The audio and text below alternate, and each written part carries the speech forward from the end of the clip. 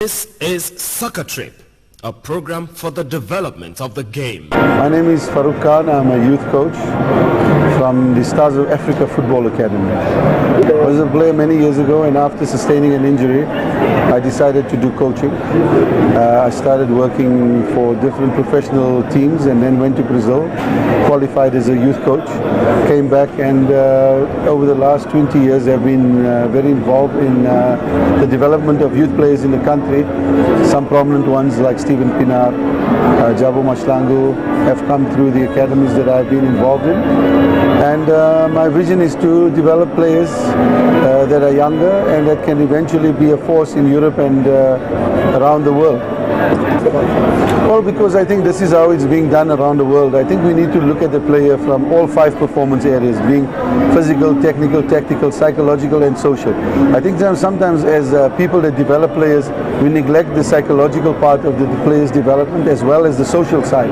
So to develop a holistic player, you need to look at all 5 areas, and you need to make sure that whatever you teach those kids during that development phase is going to benefit them in the long run to become a top professional, and if not in football, but to become a useful citizen. Apart from Nigeria, we'd like to welcome you all around the world where you have the benefit of DSTV. We're on channel 129. So the South and Sound of Soccer X 2008, we went, courtesy, Mortgage Microfinance. They supported us to be there so that we could bring you Sight and Sound, and you saw a bit of that. We'll continue to give you a high point of that. We also heard from Farouk Khan, who is one of the topmost academy proprietors in South Africa, what and how they're thinking with academy there. And you saw some clips of Rangers International in a match against an Algerian team in 1982, I believe it was 1982, and featured a great footballer who I have as guest today. I'm thrilled because rising from the platform of football, he has gone to do some other thing that contributes to society and that is contributing to intellectualism and therefore to nation building. And that shows that footballers and indeed sportsmen are not nitwits. And that's why we have him on our, strictly development-oriented football program today. We take a quick time out. We want to see him in some matches, and then he has something ahead of next week, given what he's already doing from educational point of view. That for us is very instructive. So we'll take a quick time out, see him, guess who he is, and then when we come back, I'll unleash him to you. From Africa, and I think that they really rely on him to get forward. I understand from the coach that he's going to play left full back, and I expect to see him getting forward. About Kenneth Boardman, the great defender out of Nigeria. He'll be on defense. Also Steve Torkelson, 6 foot 165 out of Brooklyn, New York. Powell will take the ball easily, and he'll start it out of the back. Peter, what do you expect right away from both of these teams? They're very strong defensively. Who might come out and force the action offensively here in the early going? Well, I think UCLA...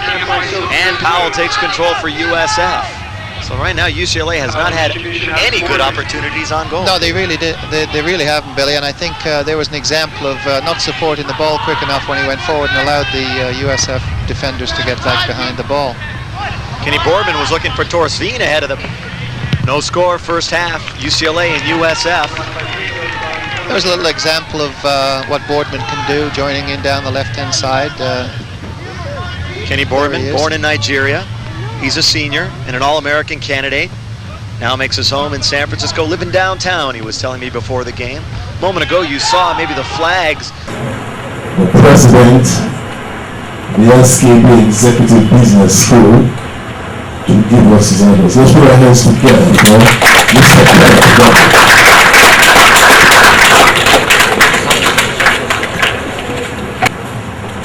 Chairman of Board of Trustees of Lincoln University, special guest, convocation lecturer, graduates, friends, ladies, gentlemen, and children. What a glorious day. Thank you very much for coming here to participate in this impressive, fantastic event. The class of 2007 are the pioneers of the SKB Executive Business School in partnership with Lincoln University. Can we stand up and applaud?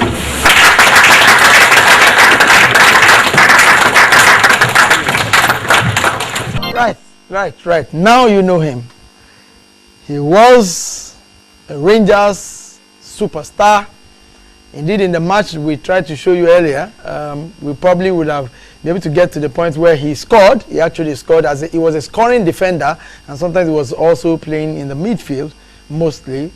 And then when he got to US, more than 2 decades ago, he was a feature in the collegiate football, and then went on to play professional, football, what they call American soccer, in US. And then, as he was doing that, he was reading. He had masters, 2 masters program, and what have you. And then he found favor in Lincoln University, which was established in 1919, that's 81 years ago, to come and run the executive MBA program in Nigeria here. And it started last year. That was the clip you saw earlier, and you saw the graduation of the first set. Next Saturday, he's going to graduate the second set of executive MBA program students who are top people, decision makers in various arms of industry and our nation. So isn't that nation building? On this note, I'd like to welcome onto Soccer Trip, I think second time ever, we once had him before he even started our program, Kenneth Boardman. Igwe! Welcome to Soccer Trip. Thank you very much. No. You got to go this way.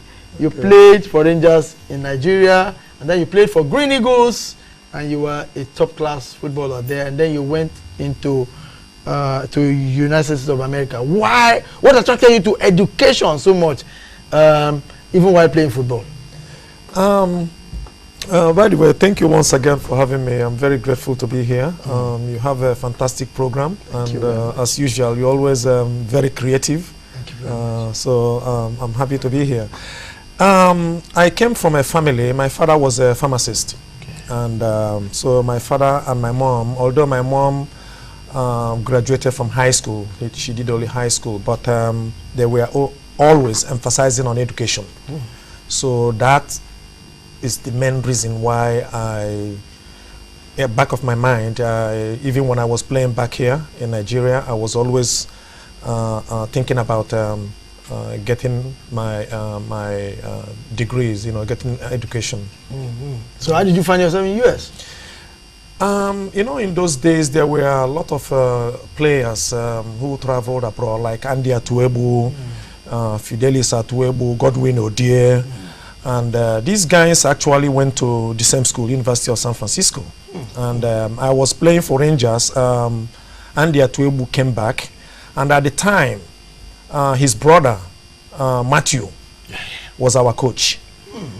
Yes, and he came and looking for players to go and study in the University of San Francisco, and he approached me and asked me what I'm interested, and I said, you weren't thinking about let me go and do business. Business go bring money or trade, but you still said you were going to go. Exactly, because business, you need to be educated to be able to run a business. Even buying and selling, which a lot of people do here, you still need to be educated. So back of my head, I knew that, and also I can mention at the time, for example, Shego Debwami, Felix Owolabi, Adoke Amasemeka. At the time I was playing, they were also well educated. They graduated from universities, and I was always thinking, hey, if these guys can go to school, obtain their degree, and still playing, why can't I do the same? So did education affect your football performance and career in US, or it added value to it? Actually, it added value. The thing about anything that you want to do, if you dedicate yourself to it, work on it.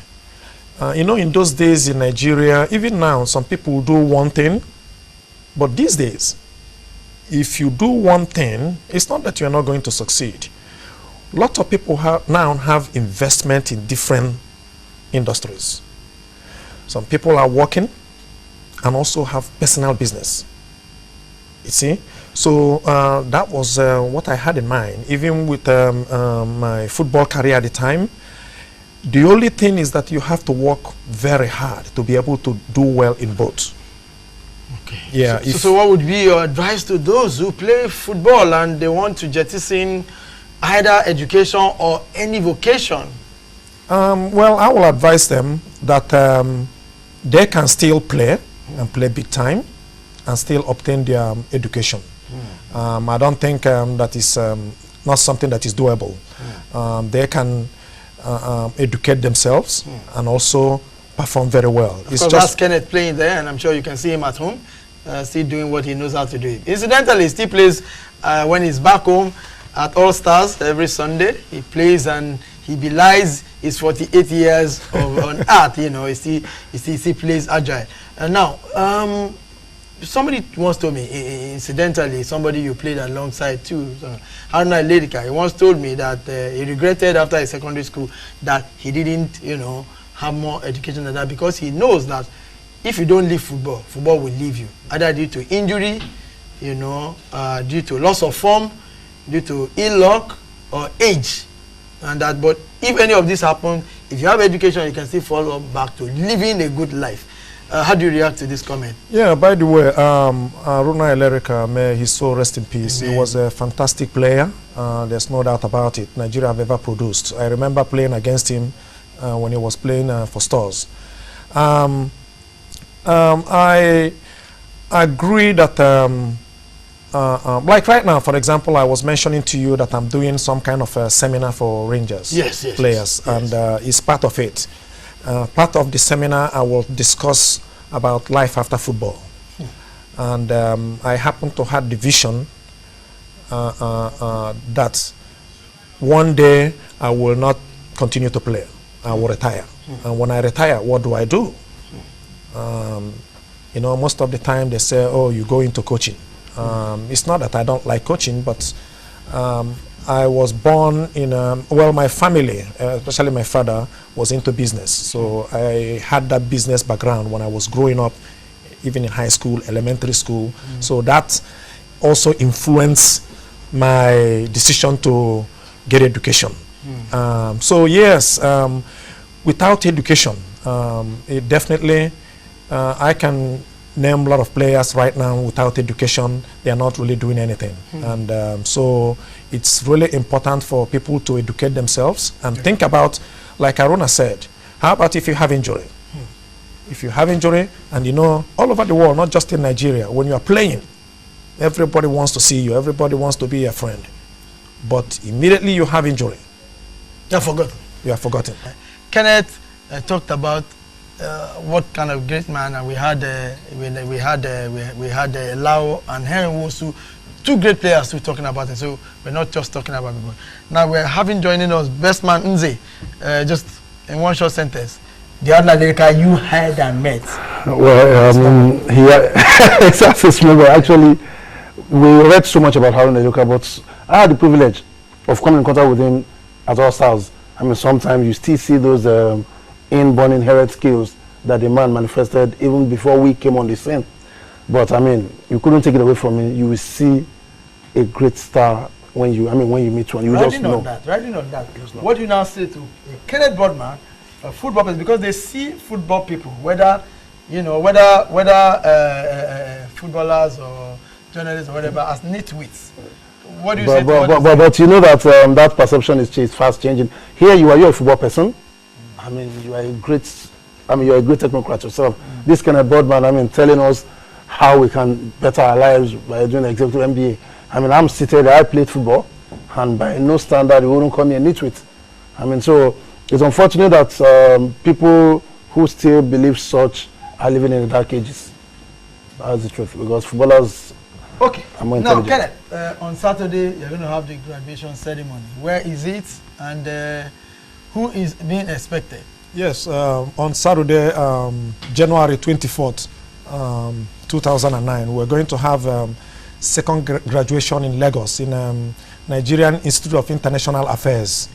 That's where the graduation will be, and the president of the school, Michael Broski, Professor Michael Broski, will be also present, and it will be a great event. It's history in the making.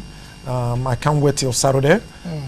It's going to be exciting. There will be a lot of people there, and so I'm looking forward to it. I know that I have been a big part of you, and I've seen you in close quarters, and I know that the faculty is always flown in from Lincoln to give you the attestation of Lincoln University, as in you fly in your professors who give the students, executive student lectures. Is that true? Yes. Do you have a Nigerian influence there? Yes, that's the unique thing about the program. Most of the professors actually come from the United States to teach the program in Lagos. And these are top professors that went to MIT and Stanford University. And so we have also few Nigerians, actually two, that we selected. Actually, the school selected them. From Lincoln University? Yeah, from Lincoln University. And participating also in the program. It's a fantastic program. We want to thank you for coming. We will be there with you. We will bring our experts, experts, and we want to say that you saw Cristiano Ronaldo there. Congratulations, Cristiano Ronaldo, for being the footballer of the year. He didn't play for Tottenham Hotspur. He played for Man U. He doesn't play for us now. But we have to turn our own stars and Rangers back. We have to bring them back, isn't exactly. it? Exactly. And IICC, I've been talking about all this. I don't know why they changed the name. Okay. But IICC... You need to have all this courage. Okay. We want to thank you for being part of this package. You got to go now. The referee says we will get red card if we don't go now. So we must go now. But let us quickly tell you that Jojo Body Beat is doing very well. He's with us in-house, and he'll be traveling very soon to West Africa. We're glad for him. He also loves football. He does it.